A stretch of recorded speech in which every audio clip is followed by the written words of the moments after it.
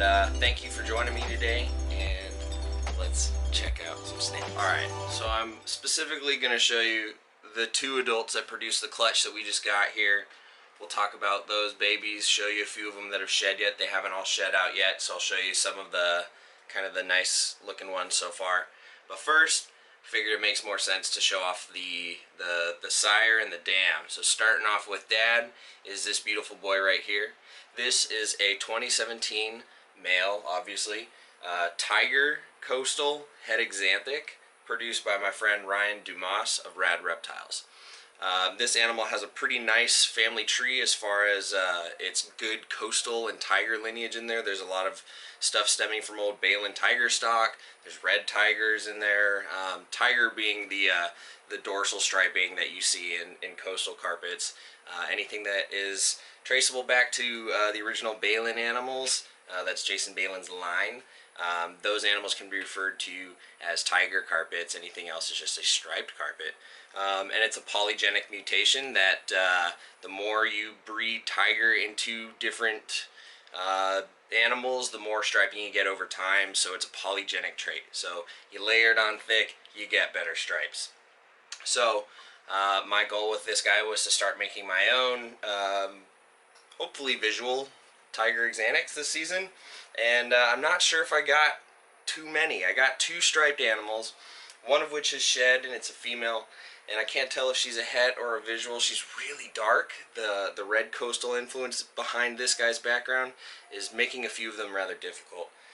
So we'll take a look at her at one point too. But so for your viewing pleasure, this guy right here is pretty rad. Young guy, not big at all. Male coastals can get big. You know, in the wild you'll see photos or videos of people relocating big snakes that are eating chickens and things. This is a male. He eats small rats. He's not big at all, and he breeds. So there we go. And he's pretty mellow too. So once again, male Tiger Heterozygous. Now let's check out Mama. All right, as promised, here's Mama herself. And this is an Axanthic visual coastal produced by Todd Dyer of Psychotic Exotics. Picked up this girl from him at one of the Pomona shows a few years back as a yearling. Raised her up, and she produced a wonderful, healthy clutch for me this season. We got 15 eggs from her, and one went bad right away, and we had one baby deceased in the egg upon the rest of them pipping and hatching. So we ended up with 13 beautiful animals from this silver and black beauty. Now the male, you can tell, had some silver coloration, but it's nowhere near as just predominantly silver and black. The Axanthic gene gets rid of all of the yellow, the xanthophores in the pigment that would contribute to some of these animals having earthy tones, browns, tans, reds and things. And when you take that away, you're left with a lot of the blacks and grays, but the Axanthic itself in the homozygous form really pronounces it. The way you can tell the animals, especially when they hatch, is that the visuals have bluish silver eyes, and then right after they shed you can really see that base color, whereas you know the heterozygotes have more coppery brown eyes. There's still that yellow pigment there, and especially after they have their first shed, you can really tell they're not the true silver and black. So as these babies behind me are shedding out, I'm starting to confirm some guesses and suspicions, and really start to tell the difference between visuals and hets. So once again, Axanthic is currently regarded as a simple recessive trait. It is in all other pythons, but there's a lot of, you know, opposing hypotheses about that, considering some of the hets that I have are very silver and black looking.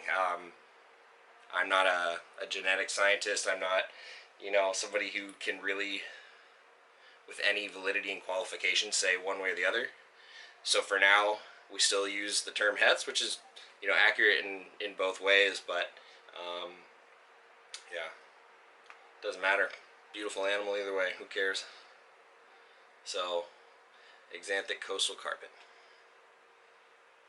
Oh, and a side note, Axanthic does exist in Papuans and IJs. Those are the same thing. But it is not because it's crossed with coastal or anything. The mutation occurs in that subspecies as well as the coastals. So in case you've seen some of those animals. Same mutation, different subspecies. So this is just strictly coastal. She's still growing. She's not done. She's 4 years old, so she's a big girl. Anyway, now let's get to the beautiful 2020 season offspring, the few that have shed, and take a look at those little stinkers. Alright, so this is the first little one to shed. And this is a little visual Axanthic boy. And he does not like the big scary man in the sky. But there you go, you can see those beautiful silver blue eyes. There's no yellow pigments to him. You can see some of that red influence in this guy from the male, the sire's lineage. Kind of takes that dark charcoal gray in the background and almost gives it a reddish tint to it, but it's still silver and black, so it's definitely having an influence. But you can see if he would stop focusing on me and show off his eyes, there you go. No. But anyway, look at the markings. Very silvery. Ooh!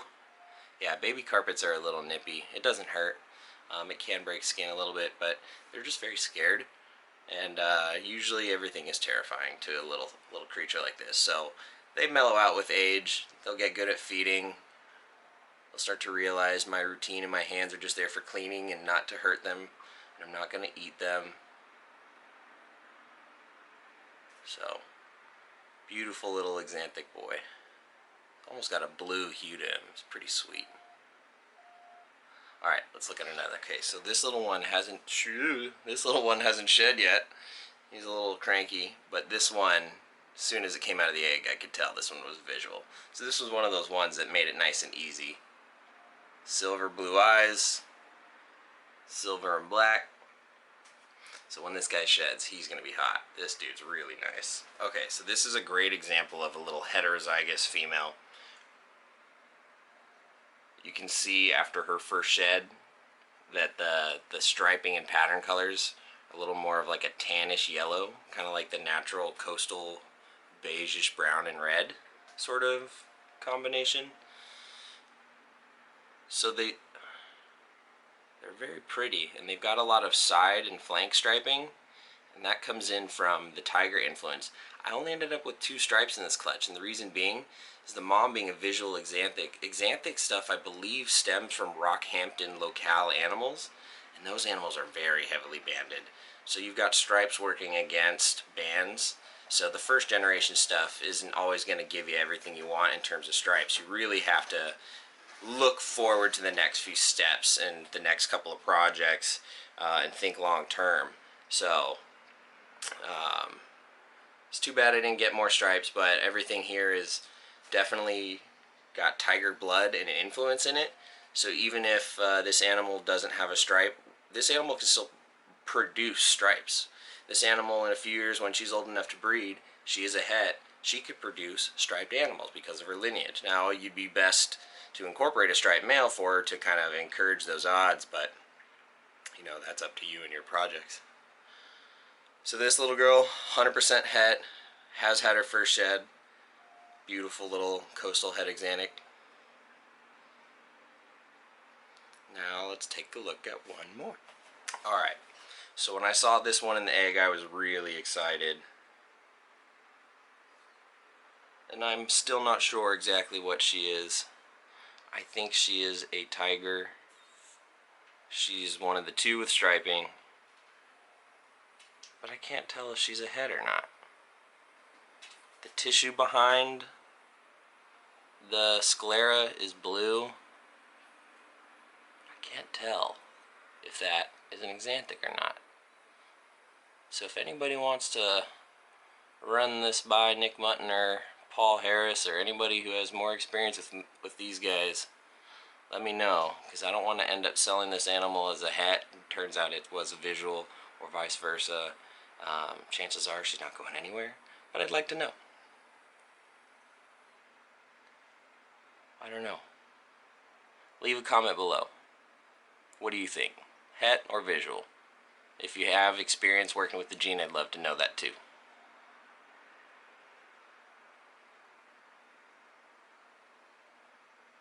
She's really dark, really charcoaly.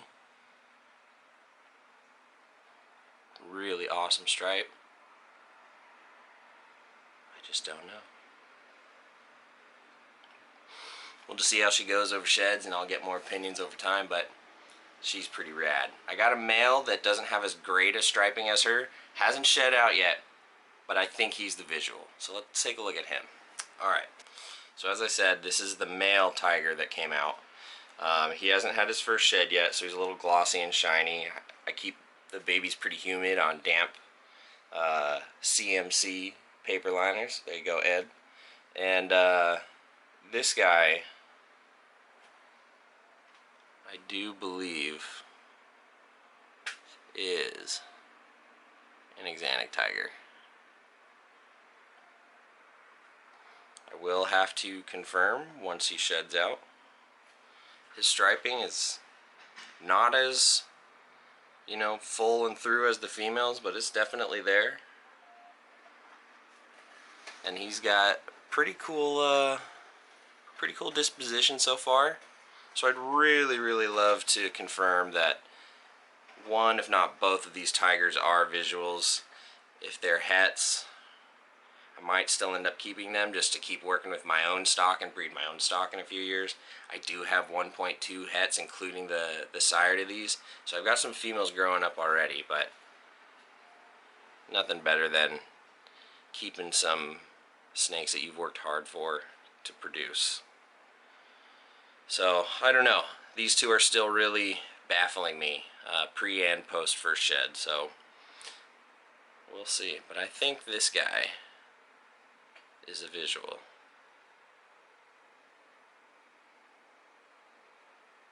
So time will tell. And so I'm gonna leave you on this guy. Leave you on this little stud right here, because I was hoping to make Axanthic tigers. I got two tigers. I'm not sure if they're hets or Axanthics yet. The Axanthic gene is really kind of still, I wouldn't say uncharted territory, but like it definitely throws me for a loop still. I've had Axanthic animals, visuals, and hets for 4 or 5 years now. This is the first time producing any, so definitely getting a lot more practice identifying the mutation and learning it. So that's always exciting. So we will see, and I will keep you all updated as these babies shed out and grow. And then 3-4 weeks time, start offering them, get some food in them, see how they do eating, and hopefully be able to start releasing some baby coastal carpets into the market again. Actually, not again. This is the first time I've ever produced coastals.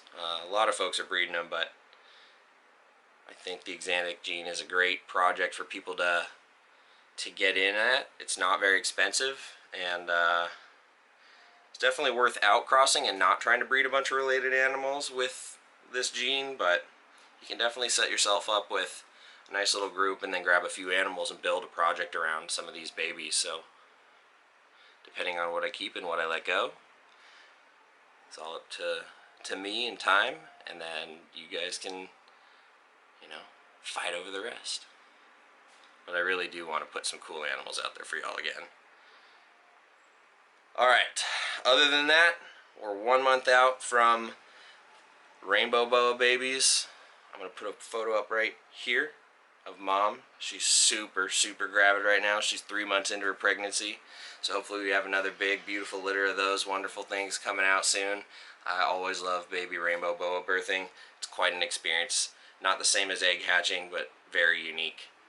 And then the Madagascar giant hognoses have been, you know, breeding all sorts. I put up a video not long ago of some breeding activity that I caught, and this photo right here. These are 2 females, one of which I believe is in a prelay shed, and the male has been breeding with both of them. So, with any luck, we will have another year getting some successful Madagascar giant hognose babies. More than one, anyway. So, alright. Don't forget to like, subscribe, hit that notification bell so you don't miss a video, share, comment, everything. Do all that social media stuff, and during these crazy times, I'm filming this on Tuesday, June 2nd. You will see this Wednesday, June 3rd. I don't think anybody is a stranger to what's going on out in the world with rioting and looting and just the shooting and the craziness everywhere. It's happening downtown and midtown here behind me. It's a really scary time. Be nice to people, especially the police officers. They don't want to shoot people. Most of them are great people anyway that have husbands, wives, kids at home, and they're just people like you and me. I have a friend, excuse me, locally here who works for the California Highway Patrol, and he is working during all of this. And if something were to happen to him, you know, he's got kids, he's got a wife, he's got a collection of reptiles like I do. He's a wonderful person. He doesn't want to be out there hurting people. He's not hurting people. He's trying to do good for the community. And there are good officers out there, and they don't like those racist, awful officers that sort of bring the stink up and really give everybody a bad name. So don't burn any buildings. That's arson. Don't go looting. That's theft. Don't go smashing small businesses. Those people work hard. That's their livelihood. Don't do that. If you need to do something, stay at home. Watch my videos, look at my photos of snakes on Instagram, make snakes, not riots, and just be nice to everybody. We're all in this together, so let's show the rest of the world that we can come together and make change. So from here on out, you're going to see a lot more snakes from me. I'm going to fill your feed with positivity and snakes, just to give you something different. Alright, take care of yourself, everyone.